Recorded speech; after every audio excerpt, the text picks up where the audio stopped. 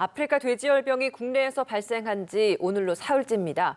아직까지는 경기도 파주와 연천 이외에 추가 발병 소식은 없는 상황입니다. 정부는 그제 발의한 전국 가축 등의 이동 중지 명령은 해제했지만 발병 지역을 중심으로 방역을 강화하고 있습니다. 현장에 나가 있는 취재기자 연결하겠습니다. 이동훈 기자. 네, 경기도 연천의 아프리카 돼지열병 발병 농가 앞에 나와 있습니다.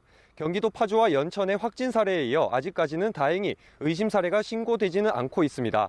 하지만 정부는 예방적 차원에서 살처분 지역 범위를 발병 농가의 반경 500m에서 3km까지 늘리고 오늘까지 사흘간 총 14,000여 마리의 돼지를 살처분할 계획입니다.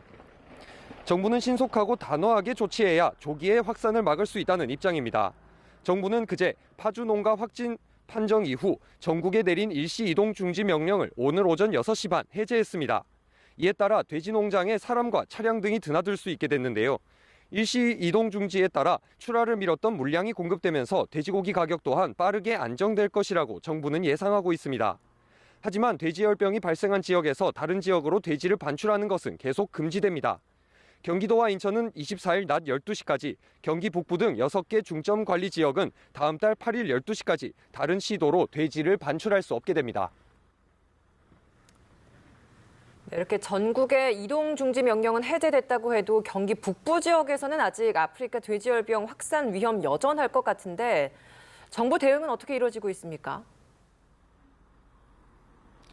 네, 정부는 아직까지 경기 북부 지역이 아프리카 돼지열병의 위험 지역인 것으로 보고 방역에 집중하고 있습니다.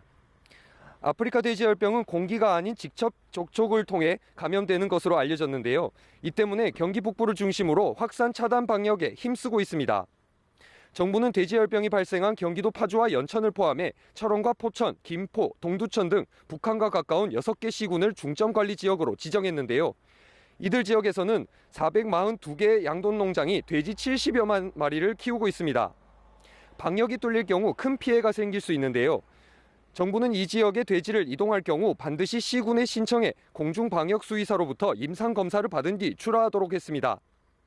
가축 운반 차량이 농장이나 지정 도축장에 출입할 때는 반드시 거점 소독 시설에서 소독한 후 소독 필증을 받고 검사관이 확인토록 했습니다.